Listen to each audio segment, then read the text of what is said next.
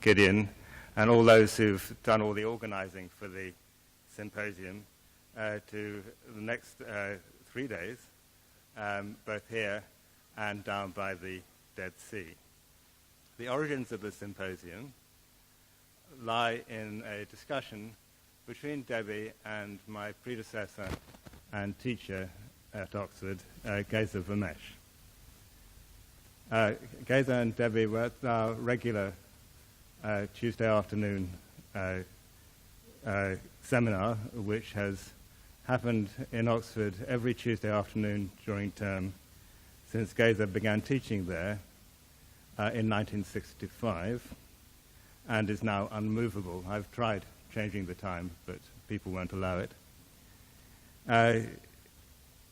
And at one of these meetings, the possibility of coming here to Israel to discuss Geza's greatest interests in the relationship between Jesus and Judaism and the Dead Sea Scrolls was mooted, and, as often in the case of Geza, accepted with great enthusiasm.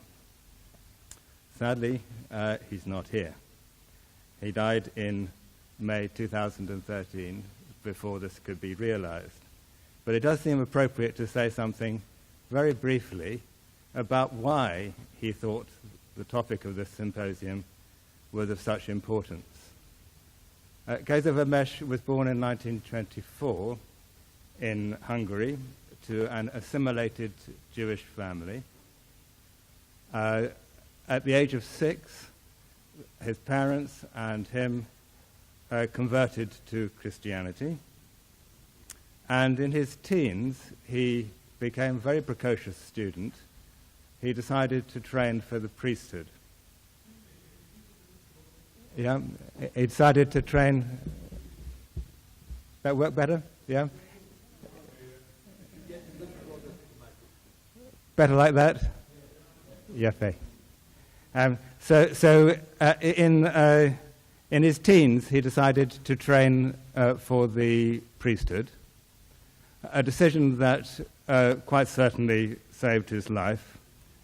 His parents perished in the Shoah, but he was protected within the seminary where he was training. And at the end of the war, with his family all gone, he traveled to Louvain while still a priest, and began to train for a life in scholarship.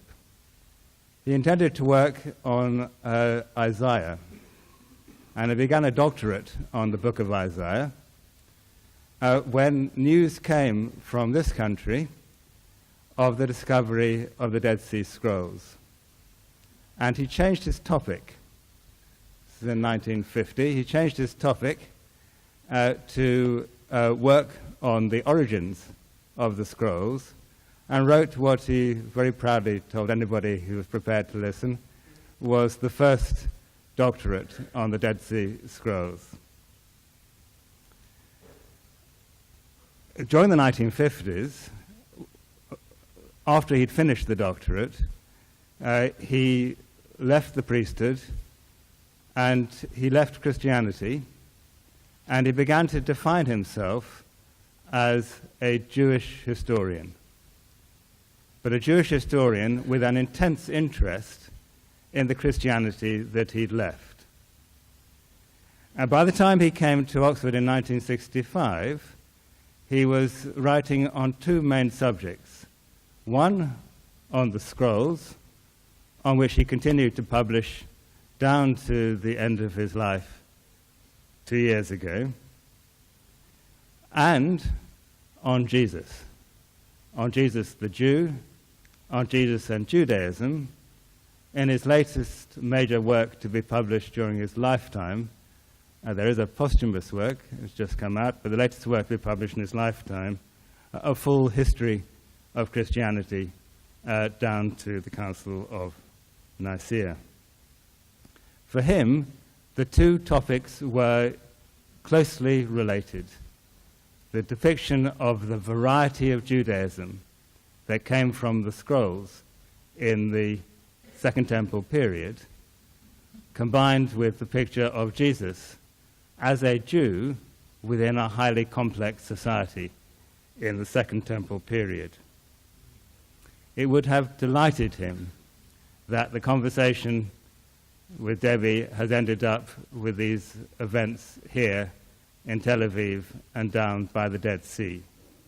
And to know that there are so many scholars of such high quality who are prepared to throw their efforts into discovering the complexity of Judaism in antiquity and how it relates to the emergence of Christianity. I, for one, am much looking forward to the symposium.